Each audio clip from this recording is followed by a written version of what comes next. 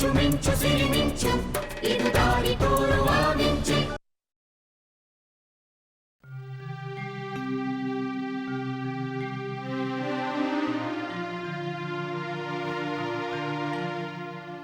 ಸಂಜನಾ, ಎಷ್ಟು ಸತಿ ಹೇಳಿದ್ದೀನಿ ನಿಟ್ಟಿಂಗ್ ಮಾಡಬಾರ್ದು ಈಗ ಅಂತ. ಡಾಕ್ಟರ್ ಹೇಳಿಲ್ವಾ ನೀನು ರೆಸ್ಟ್ ಇರಬೇಕು ಅಂತ? ಅದನ್ನು ಬಿಡಲ್ಲಿ. ಅಮ್ಮ, ಐ ಆಮ್ ಕಂಫರ್ಟಬಲ್. ನೀನು ಕಂಫರ್ಟಬಲ್ ಆಗಿರ್ಬೋದು, ಬಟ್ ಈಗ ನಿಟ್ಟಿಂಗ್ ಬೇಕಾಗಿಲ್ಲ. ಆಯಿತು.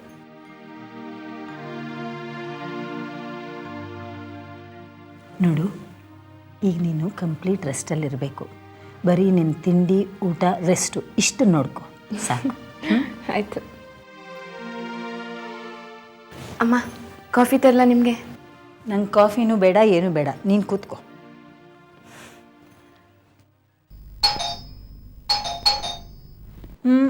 ನೋ, ನೀನು ಕೂತ್ಕೊ, ನಾನು ನೋಡ್ತೀನಿ.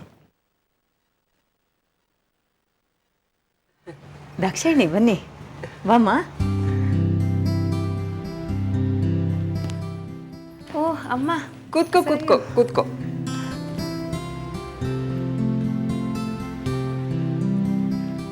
ಹೇಗಿದ್ದೀರಿ? ಚೆನ್ನಾಗಿದ್ದೀನಿ. ಮನೇಲೆಲ್ಲ ಹೇಗಿದ್ದಾರೆ? ಎಲ್ಲರೂ ಚೆನ್ನಾಗಿದ್ದಾರೆ. ಸಂಜನಾ, ನೀನು ಹೇಗಿದೆಯಾ? ಆರೋಗ್ಯ ಹೇಗಿದೆ? ಅದರ ವಿಷಯನೇ ಮಾತಾಡ್ತಾ ಇದ್ವಿ ಇಷ್ಟೊತ್ತು.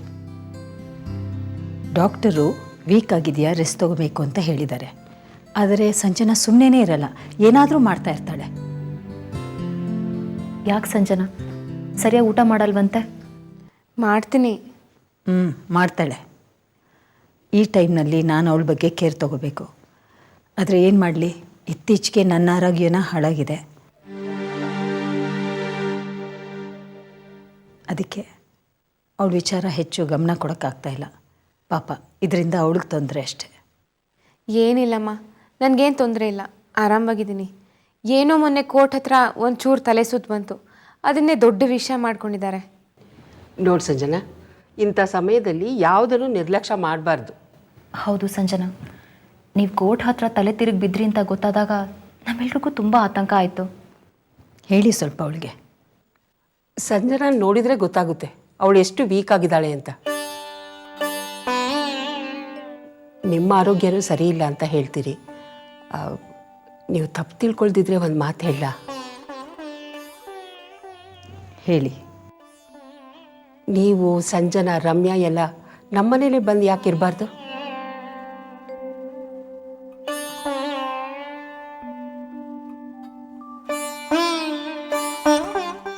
ಆಂಟಿ, ಸಂಕೋಚ ಬೇಡ, ಅದು ನಿಮ್ಮನೇನೆ. ಅದು ಹಾಗಲ್ಲ. ರಮ್ಯಂಗೆ ಆಫೀಸ್ಗೆ ಮನೆಯಿಂದ ತುಂಬ ಹತ್ತಿರ ಆಗುತ್ತೆ. ನನಗೂ ಅಷ್ಟೇ, ಹಾಸ್ಪಿಟ್ಲಿಗೆ ಹೋಗೋಕ್ಕೆ ಇಲ್ಲಿಗೆ ತುಂಬ ಹತ್ತಿರ.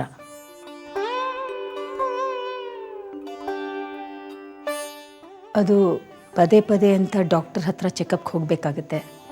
ಡಾಕ್ಟರು ನಮ್ಗೆ ತುಂಬ ವರ್ಷದಿಂದ ಪರಿಚಯ. ನನ್ನ ವಿಷಯ ಬಿಡಿ, ಈಗ ಆರೈಕೆ ಅವಶ್ಯಕತೆ ಇರೋದು ಸಂಜನಂಗೆ. ಸಂಜನಾ ಬಂದು ನಿಮ್ಮ ಜೊತೆ ಇರ್ತೀನಿ ಅಂದರೆ ನನ್ನ ಅಭ್ಯಂತರ ಏನೂ ಇಲ್ಲ. ನೀನೇನು ಹೇಳ್ತೀಯ ಸಂಜನಾ? ಅದು ನಿಮ್ಮ ಮನೆಗೆ ಬರಬಾರ್ದು ಅಂತಲ್ಲ, ನಾನು ಬಂದುಬಿಟ್ರೆ ಅಮ್ಮ ಒಬ್ಬರೇ ಆಗಿಬಿಡ್ತಾರೆ ಇಲ್ಲಿ. ನನ್ನ ಬಗ್ಗೆ ಚಿಂತೆ ಬೇಡಮ್ಮ, ನೀನು ಆರಾಮಾಗಿ ಹೋಗ್ಬಾ. ಇಲ್ಲಮ್ಮ, ನಿಮ್ಮನ್ನು ಬಿಟ್ಟು ಹೋಗಕ್ಕೆ ನಂಗೆ ಮನಸ್ಸಿಲ್ಲ.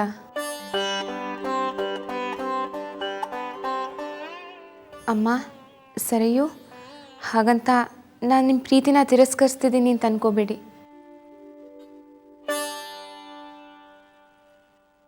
ಒಂದು ಕೆಲಸ ಮಾಡ್ತೀನಿ, ಮಗು ಆಗೋವರೆಗೆ ಇಲ್ಲೇ ಇರ್ತೀನಿ.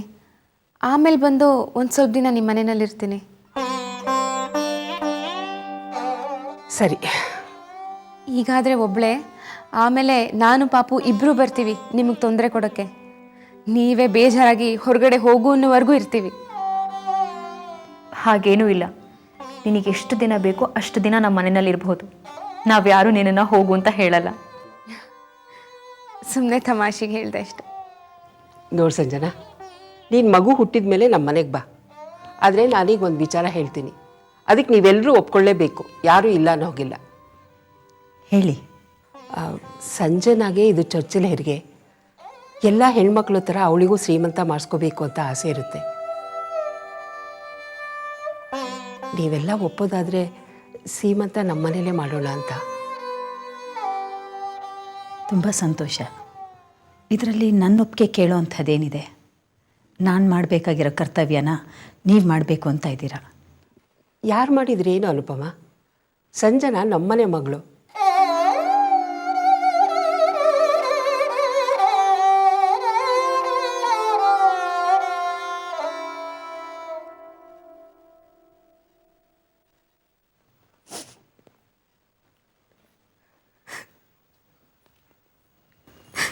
ಸಂಜನಾ, ಅಳುವಂಥದ್ದು ಏನಾಯ್ತು ಈಗ?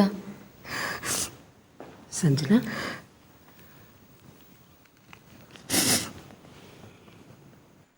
ಯಾಕಮ್ಮ? ಥ್ಯಾಂಕ್ಸ್ ಅಮ್ಮ. ತಾಯಿ ಮಗಳ ಮಧ್ಯೆ ಏನು ಥ್ಯಾಂಕ್ಸು?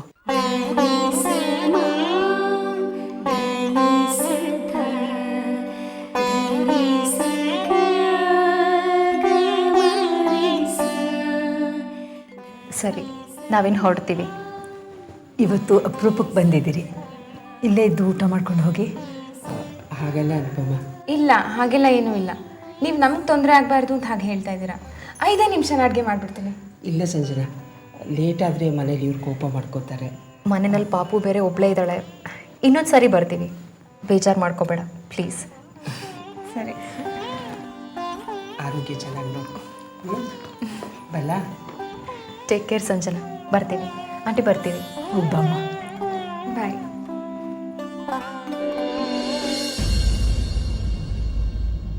Hello dad.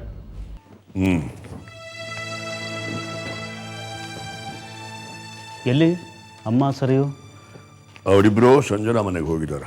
ಹಾಂ, ಜಗದೀಶ, ದೀಕ್ಷಿತರು ನೋಡ್ಕೊಂಬಂದೇನು? ಹೋಗಿದೆ ಡ್ಯಾಡ್. ಏನಂತಾರೆ ದೀಕ್ಷಿತರು? ಆ DK ವಿರುದ್ಧ ಫೈಟ್ ಮಾಡೋದು ತುಂಬ ಕಷ್ಟ ಅನಿಸ್ತಾ ಇದೆಯೇನು ಅವ್ರಿಗೆ? ಆ DK ನೋಡಿದ್ರೆ ಯಾರಿಗಾದರೂ ಹೀಗೆ ಅನಿಸುತ್ತೆ ಡ್ಯಾಡ್. ಬಟ್ ದೀಕ್ಷಿತ್ ಕಾನ್ಫಿಡೆಂಟ್ ಆಗಿದ್ದಾರೆ. ಆದರೆ DK ಆ್ಯಟಿಟ್ಯೂಡ್ ನೋಡಿದ್ರೆ ಆತಂಕ ಆಗುತ್ತೆ. ಆ DKಗೆ ಪ್ರೊಫೆಷನಲ್ ಎಥಿಕ್ಸೇ ಇಲ್ಲ ಡ್ಯಾಡ್. ಅವನ ಜೊತೆ ಇರೋ ಆ ಪ್ರದೀಪ್ಗೂ ಅಷ್ಟೇ. ಅಡ್ಡದಾರಿ ಹಿಡಿದು ಕೇಸ್ನ ಗೆಲ್ಲೋ ಪ್ರಯತ್ನ ಅವ್ರದ್ದು. ದೀಕ್ಷಿತ್ತು ಈ ವಿಚಾರವಾಗಿ ತುಂಬ ಉದಾಹರಣೆಗಳು ಕೊಟ್ಟಿದ್ದಾರೆ. ಈಗ DK ನಮ್ಮ ಕೇಸಿಗೆ ಸಂಬಂಧಪಟ್ಟಿರೋ ಸಾಕ್ಷಿಗಳನ್ನ ಮುಚ್ಚಾಕೋ ಪ್ರಯತ್ನ ಮಾಡ್ತಿದ್ದಾನೆ. ಅಲ್ಲಯ್ಯ, ಈ ಸಾಕ್ಷಿಗಳನ್ನೆಲ್ಲ ಮುಚ್ಚಾಕ್ತಾ ಇದ್ದಾನೆ ಅಂದರೆ ನಾವು ಕೇಸ್ ಗೆಲ್ಲೋದು ಹೇಗೆ? ಇದೇ ಪ್ರಶ್ನೆ ನಾನು ಕೇಳಿದೆ ಡ್ಯಾಡ್. ಹೇಳಿದ್ನಲ್ಲ, ದೀಕ್ಷಿತ್ತು ಕಠಾರಿಯ ಥರ ಕಿರ್ಚಾಡಲ್ಲ, ಅಡ್ಡದಾರಿ ಹಿಡಿಯೋ ಪ್ರಯತ್ನ ಮಾಡಲ್ಲ. ಆದರೆ ದೀಕ್ಷಿತ್ಗೆ ತುಂಬ ಕಾನ್ಫಿಡೆನ್ಸ್ ಇದೆ. ಸರಿಯಾದ ದಾರಿಲೇ ನಡೆದು ಸತ್ಯನ ಉಳಿಸೋ ಸಂಕಲ್ಪ ಅವ್ರದ್ದು. ಇದೊಂಥರ ಕಾನೂನಿಗೆ ಸವಾಲಾಗಿರೋ ಕೇಸ್ ಆಗ್ಬಿಟ್ಟಿದೆ ಡ್ಯಾಡ್. ಕಾನೂನು ಗೆಲ್ಲುತ್ತಾ, ನ್ಯಾಯ ಗೆಲ್ಲುತ್ತಾ ಅನ್ನೋದೇ ಪ್ರಶ್ನೆ. ಕೋರ್ಟ್ ಪ್ರೊಸೀಡಿಂಗ್ಸು ಸದ್ಯದಲ್ಲೇ ಶುರುವಾಗುತ್ತೆ ಅಲ್ವಾ? ಹಾಂ ಡ್ಯಾಡ್. ಯಾವಾಗ ಬಂದ್ರಿ ಜಗದೀಶ್? ಈಗ ಒಂದು 10 ನಿಮಿಷ ಆಯಿತು. ಅಪ್ಪ ಹೇಳಿದ್ರು ನೀವಿಬ್ಬರು ಸಂಜನಾ ಮನೆಗೆ ಹೋಗಿದ್ರಿ ಅಂತ. ಏನು ಇದ್ಕಿದ್ದ ಹಾಗೆ ಸಂಜನಾ ಮನೆಗೆ ಹೋಗಿದ್ದು? ಅಷ್ಟು ಬೇಗ ಮರ್ತ್ಬಿಟ್ರಾ? ನಾವು ಅವತ್ತು ಮಾತಾಡ್ಕೊಳ್ಳಿಲ್ವಾ? ಸಂಜನನ್ ಹೋಗಿ ಕರೆಯೋಣ, ಅವಳು ಇನ್ನು ಮುಂದೆ ನಮ್ಮ ಮನೆಯಲ್ಲೇ ಇರಲಿ ಅಂತ ನಾನು ಅಮ್ಮ ಕರೆಯೋದಕ್ಕೆ ಹೋಗಿದ್ವಿ. ಸರಿ, ಸಂಜನಾ ಎಲ್ಲಿ? ಅವಳು ಬರಲಿಲ್ಲ ಕಣ. ಯಾಕೆ? ಈಗ ಬೇಡ, ಮಗು ಆದಮೇಲೆ ಬರ್ತೀನಿ ಅಂತ ಹೇಳಿದ್ಲು. ಈಗ ಬಂದು ಮಗು ಆದಮೇಲೆ ಕೂಡ ಇಲ್ಲೇ ಬಂದಿರು ಅಂತ ಹೇಳಬೇಕಾಗಿತ್ತು. ನಾವು ಹಾಗೆಲ್ಲ ಹೇಳೋಕ್ಕಾಗುತ್ತೇನ್ರಿ? ಈಗ ಅವಳ ಜೊತೆ ರಾಜೀವನ್ ತಾಯಿ, ರಮ್ಯಾ ಎಲ್ಲ ಇದ್ದಾರೆ. ಇಷ್ಟು ದಿನ ಅವರೇ ಅವಳನ್ನು ನೋಡ್ಕೊಂಡಿದ್ದಾರೆ. ನಾವು ಇದ್ದಕ್ಕಿದ್ದಾಗೆ ಅವಳನ್ನು ಕರ್ಕೊಂಡು ಹೋಗ್ತೀವಿ ಅಂತ ಹೇಳಿದರೆ ಅವ್ರಿಗೆ ಬೇಜಾರಾಗಲ್ವಾ? ಇದೇ ಉದ್ದೇಶದಿಂದನೇ ಸಂಜನಾನು ಈಗ ಬೇಡ ಅಂತ ಹೇಳಿದ್ಲು ಅಂತ ಕಾಣುತ್ತೆ.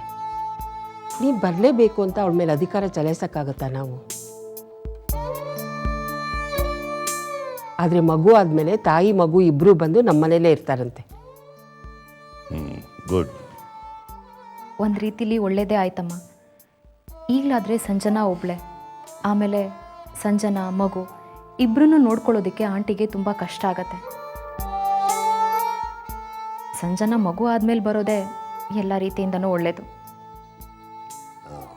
ರೀ. ಆದರೆ ಅದಕ್ಕೆ ಮುಂಚೆ ಒಂದು ವಿಶೇಷವಾದ ದಿನ ಸಂಜನಾ ನಮ್ಮ ಮನೆಗೆ ಬರ್ತಿದ್ದಾಳೆ. ವಿಶೇಷವಾದ ದಿನನಾ? ಏನಮ್ಮ ಅದು? ಆ ದಿನ ಅವಳಿಗೆ ನಮ್ಮ ಮನೇಲೇ ಸೀಮಂತ ಇಟ್ಕೊಳ್ಳೋಣ ಅಂತ ಅಂದ್ಕೊಂಡಿದ್ದೀನಿ. ಅವ್ರಿಗೆ ಹೇಳಿದ್ದೀನಿ ಕೂಡ, ಅವರೆಲ್ಲರೂ ಒಪ್ಕೊಂಡಿದ್ದಾರೆ. ಗುಡ್. ಅಮ್ಮ, ಅವ್ರ ಮನೆಯಲ್ಲಿ ನೀವು ಈ ವಿಚಾರ ಹೇಳಿದಾಗ ನನಗೆ ತುಂಬ ಖುಷಿ ಆಯಿತು. ಪಾಪ ಸಂಜನಾ, ಅಪ್ಪ ಅಮ್ಮ ಇಲ್ಲದೇ ಇರೋವಂಥ ಹುಡುಗಿ. ರಮ್ಯಂಗೆ ಆಂಟಿಗೆ ಫಂಕ್ಷನ್ ಮಾಡಬೇಕು ಅನ್ನೋ ಆಸೆ ಇದ್ದರೂ ಮಾಡೋ ಸ್ಥಿತಿನಲ್ಲಿಲ್ಲ. ಸಂಜನೆಗೆ ಸೀಮಂತದ ಆಸೆ ಇದ್ದರೂ ಕೇಳೋಕ್ಕಾಗಲ್ಲ. ನೀವು ನಮ್ಮನೆಯಲ್ಲೇ ಸೀಮಂತ ಮಾಡ್ತೀನಿ ಅಂತ ಹೇಳಿ ತುಂಬ ಒಳ್ಳೆ ಕೆಲಸ ಮಾಡಿದ್ರಿ. ಸರಿ, ಹಾಗಾದರೆ ಏನೇನು ಬೇಕೋ ಎಲ್ಲ ಅರೇಂಜ್ಮೆಂಟ್ ಮಾಡ್ಕೊಂಡ್ಬಿಡಿ. ಪಾಪು ಇಲ್ಲಿ ಇನ್ನೆಲ್ಲಿರ್ತಾಳೆ? ಸ್ವರೂಪ ಚಿತ್ರ ಜೊತೆ ಆಟ ಆಡ್ತಿರ್ಬೇಕು. ಅವರಿಬ್ಬರು ಅವಳ ಜೊತೆ ಸೇರಿಕೊಂಡು ಮಕ್ಕಳ ಥರನೇ ಆಡ್ತಿರ್ತಾರೆ. ಸರಿಯೋ, ಮಗುಗೇನು ಹೆಸರಿಟ್ವಿ? ಏನ್ರಿ ನೀವು, ಮಗುಗಿನ್ನೂ ನಾಮಕರಣನೇ ಮಾಡಿಲ್ಲ, ನೆನಪಿಲ್ವಾ? ಓ ಹಾಂ, ಹಾಗಾದ್ರೆ ಒಂದು ಕೆಲಸ ಮಾಡೋಣ, ಆವತ್ತಿನ ದಿವಸನೇ ಮಗುಗೂ ನಾಮಕರಣನೂ ಇಟ್ಕೊಂಡ್ಬಿಡೋಣ. ತುಂಬ ಒಳ್ಳೆ ವಿಚಾರ. ಆದರೆ ಏನಾದರೆ ಹಾಗೆ ಮಾಡ್ಬೋದಾ? ಮುಹೂರ್ತ ಸರಿಯಾಗಿದೆಯೋ ಇಲ್ವೋ ಅಂತ ಶಾಸ್ತ್ರಿಗಳನ್ನ ಒಂದು ಮಾತು ಕೇಳಬೇಕಲ್ವಾ? ಕೇಳೋ, ಆದರೆ ತಡ ಮಾಡಬೇಡ.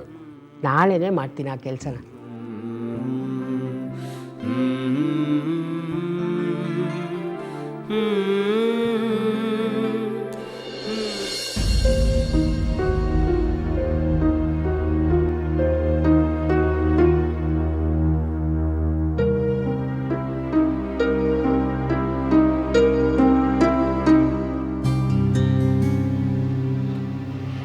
ನೀನು ಬರ್ತೀಯಲ್ಲ ಅಂತ ಅಂದ್ಕೊಂಡಿದ್ದೆ. ಬಂದಿದ್ದಕ್ಕೆ ತುಂಬ ಥ್ಯಾಂಕ್ಸ್. ಪರವಾಗಿಲ್ಲ. ಏನು ವಿಷಯ ಬರಕ್ಕೆ ಹೇಳಿದ್ದು? ಸಂಜನಾ ಹೇಗಿದ್ದಾಳೆ? ಚೆನ್ನಾಗಿದ್ದಾರೆ. ಏನೂ ತೊಂದರೆ ಇಲ್ಲ ತಾನೆ? ಇಲ್ಲ. ಮನೆ ಕೋರ್ಟ್ ಹತ್ರ ಸಂಜನಾ ತಲೆ ಸುತ್ತ ಬಿದ್ಲು ಅಂತ ಕೇಳಿ ತುಂಬ ಗಾಬರಿ ಆಗಿಬಿಟ್ಟಿತ್ತು ನನಗೆ. ಅವಳ ಬಗ್ಗೆ ಯಾರ ಹತ್ರ ವಿಚಾರಿಸ್ಬೇಕು ಅಂತಲೇ ಗೊತ್ತಾಗಲಿಲ್ಲ. ಅದಕ್ಕೆ ನಿನಗೆ ಬರೋಕ್ಕೆ ಹೇಳಿದೆ. ಡಾಕ್ಟ್ರ್ ಹತ್ರ ಹೋಗಿದ್ರ? ಏನು ಹೇಳಿದ್ರು ಡಾಕ್ಟ್ರು? ತುಂಬ ವೀಕ್ ಆಗಿದ್ದಾರೆ ಅಂತ ಹೇಳಿದರು.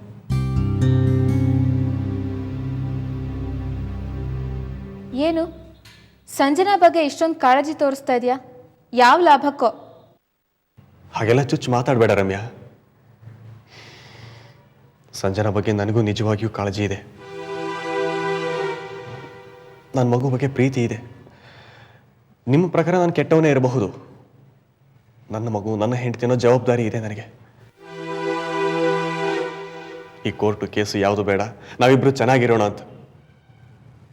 ನನ್ನ ಮಾತು ಕೇಳಲಿಲ್ಲ.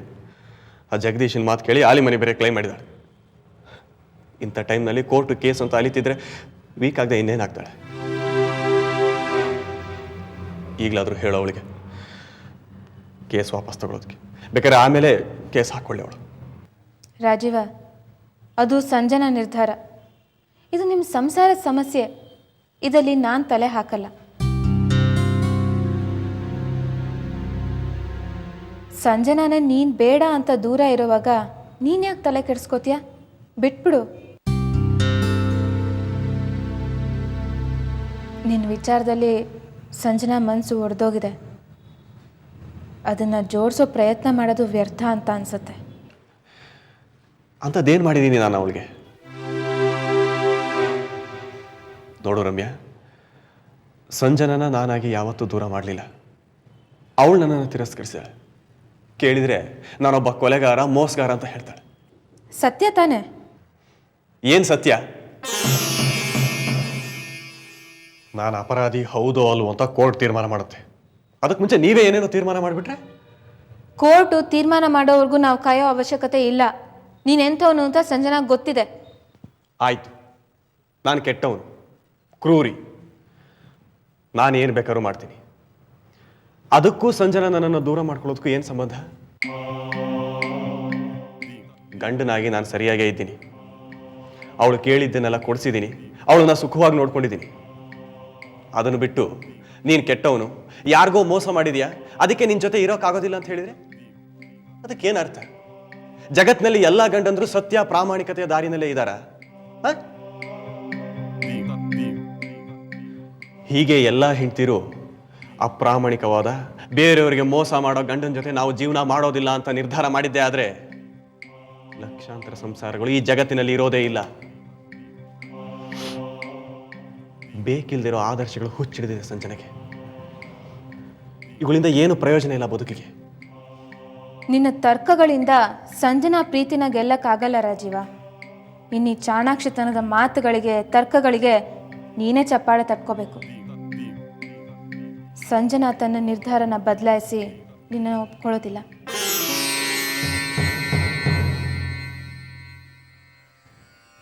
ಸಂಜನಾ ಹೇಗೆ ನೆಮ್ಮದಿಯಾಗಿರೋಕ್ಕಾಗತ್ತೆ ಹೇಳು? ಮದುವೆಗಿಂತ ಮುಂಚೆ ಅವ್ರು ಅಂದ್ಕೊಂಡು ರಾಜೀವ ನೀನಾಗಿರಲಿಲ್ಲ. ನಿನ್ನ ಇನ್ನೊಂದು ಮುಖನ ನೋಡಿ ಅವ್ರಿಗೆ ಶಾಕ್ ಆಯಿತು. ಅವ್ರು ಪ್ರೆಗ್ನೆಂಟ್ ಆಗೋ ವೇಳೆಗೆ ನೀನು ಕಾತ್ಯಾಯಿನಿ ಕೊಲೆ ಮಾಡಿರೋ ವಿಷಯ ಗೊತ್ತಾಯ್ತು. ಇನ್ನೊಂದು ಶಾಕ್, ಈಗ ನೀನು ಜೈಲಲ್ಲಿದ್ಯಾ. ನಿನ್ನಂಥ ಒಂದು ಮಗುನ ಹೊಟ್ಟೆಲಿ ಇಟ್ಕೊಂಡು ಅವ್ರು ಹೇಗೆ ತಾನೇ ನೆಮ್ಮದಿಯಾಗಿರಕ್ಕೆ ಸಾಧ್ಯ? ಪಾಪ ಅವರಿಗೂ ಆಸೆಗಳಿರುತ್ತೆ. ಇಂಥ ಸಮಯದಲ್ಲಿ ಗಂಡ ತನ್ನ ಜೊತೆಗಿರಬೇಕು, ಕೇರ್ ತಗೋಬೇಕು ಅಂತ ಅನ್ಸುತ್ತೆ. ಅದೇ ನೀನು ಕೊಲೆಗಾರನಾಗಿ ಜೈಲಲ್ಲಿದೆಯಾ. ಅವ್ರು ಹೇಗೆ ನೆಮ್ಮದಿಯಾಗಿರ್ತಾರೆ? ಹೇಗೆ ನಿನ್ನನ್ನು ಒಪ್ಕೋತಾರೆ? ಪ್ರತಿದಿನ ಮನಸ್ಸಲ್ಲಿ ಸಾವಿರಾರು ಯೋಚನೆಗಳನ್ನು ತುಂಬಿಕೊಂಡು ಕೊರಗ್ತಾ ಇರ್ತಾರೆ ನಿನ್ನಿಂದ. ರಾಜೀವ, ದಯವಿಟ್ಟು ಅವ್ರಿಗೆ ತೊಂದರೆ ಕೊಡಬೇಡ.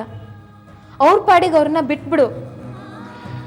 ನಾನು ಅವಳಿಗೆ ತೊಂದರೆ ಕೊಡಬೇಕು ಅಂತ ಬಯಸ್ತಾ ಇಲ್ಲ. ಸಂಜನಾ ಬಗ್ಗೆ, ಮಗು ಬಗ್ಗೆ ಇರೋ ಕಾಳಜಿ ಹೇಳ್ತಾ ಇದ್ದೀನಿ. ನೋಡು, ಸಂಜನಾ ತುಂಬ ವೀಕ್ ಆಗಿದ್ದಾಳೆ ಅಂತ ಡಾಕ್ಟರ್ ಹೇಳಿದ್ದಾರೆ ಅಂತ ಹೇಳ್ತಾ ಇದೆಯಾ? ಅವಳನ್ನ ಸೂಪರ್ ಸ್ಪೆಷಾಲಿಟಿ ಹಾಸ್ಪಿಟಲ್ಗೆ ಸೇರಿಸು. ಹಣ ಎಷ್ಟು ಖರ್ಚಾದ್ರೂ ಪರವಾಗಿಲ್ಲ, ನಾನು ಕೊಡ್ತೇನೆ. ಎಲ್ಲದನ್ನು ಹಣದಿಂದ ಕೊಂಡ್ಕೋಬೋದು ಅನ್ನೋ ಭ್ರಮೆ ನಿನ್ನನ್ನು ಇನ್ನೂ ಬಿಟ್ಟಿಲ್ಲ ಅಲ್ಲ? ನಿನ್ನಿಂದ ಸಂಜನಾ ಮನ್ಸಲ್ಲಿ ಆಗಿರೋ ರಾಡಿ ತಿಳಿ ಮಾಡೋ ಶಕ್ತಿ ನಿನ್ನ ಹಣಕ್ಕಿದೆಯಾ? ಸಂಜನಾಗೆ ಸೂಪರ್ ಸ್ಪೆಷಾಲಿಟಿ ಹಾಸ್ಪಿಟಲ್ನ ಅವಶ್ಯಕತೆ ಇಲ್ಲ. ಅವರಿಗೆ ಆರೈಕೆ ಕಾಳಜಿ ಬೇಕಾಗಿರೋದು ದೇಹಕ್ಕೆ ಮಾತ್ರ ಅಲ್ಲ, ಅದಕ್ಕಿಂತ ಹೆಚ್ಚಾಗಿ ಅವ್ರ ಮನಸ್ಸಿಗೆ ಬೇಕು. ನೀನು ಅದೆಷ್ಟೇ ಕೋಟಿಗಟ್ಟಲೆ ಹಣ ಸುರಿದ್ರೂ ಅವ್ರು ಕಳ್ಕೊಂಡಿರೋ ಮನಸ್ಸಿನ ನೆಮ್ಮದಿನ ಕೊಂಡ್ಕೊಳ್ಳೋಕೆ ಸಾಧ್ಯ ಇಲ್ಲ. ಇದೆಲ್ಲ ಆಗಿದ್ದು ನಿನ್ನಿಂದನೇ ರಾಜೀವ. ನೀನು ಜೈಲ್ ಸೇರಿದೆ, ನೀನು ನಂಬಿದವರ ಬದುಕನ್ನ ಬಂಧನದಲ್ಲಿರಿಸಿದೆ, ಬರೀ ನೋವನ್ನೇ ಕೊಟ್ಟೆ. ಯಾವ ತಪ್ಪು ಮಾಡದೇ ಇರೋ ಸಂಜನಾ ನೋವು ಸಂಕಟ ಅನುಭವಿಸ್ತಾ ಇದ್ದಾರೆ ನಿನ್ನಿಂದಾಗಿ. ನೀನು ಇಷ್ಟೆಲ್ಲ ಅಕ್ಕರೆ ತೋರಿಸ್ತಾ ಇದೆಯಲ್ಲ, ಊರು ಕೊಳ್ಳೆ ಹೊಡೆದ್ಮೇಲೆ ಕೋಟೆ ಬಾಗಿಲು ಹಾಕಿದ್ರು ಅಂತಾರಲ್ಲ ಹಾಗೆ. ನಿನ್ನ ಈ ಪ್ರೀತಿಯಿಂದ ಯಾವ ಪ್ರಯೋಜನವೂ ಇಲ್ಲ, ಕಳೆದು ಹೋಗಿರೋದನ್ನ ಮರಳಿಸೋ ಶಕ್ತಿನೂ ಇಲ್ಲ. ನಿನಗೆ ನಮ್ಮ ಬಗ್ಗೆ, ಸಂಜನಾ ಬಗ್ಗೆ ಅಷ್ಟೊಂದು ಕಾಳಜಿ ಇದ್ದಿದ್ರೆ ನೀನು ಹೀಗೆಲ್ಲ ಮಾಡ್ತಾನೆ ಇರಲಿಲ್ಲ.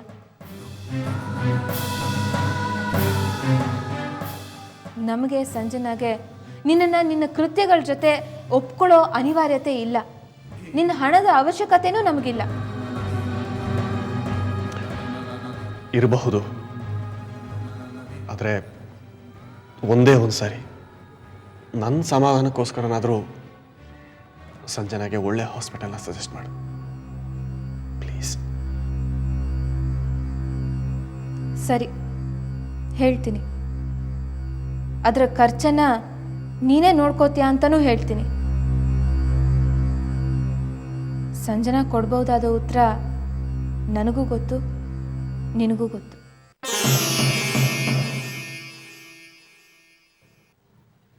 ಬರ್ತೀನಿ.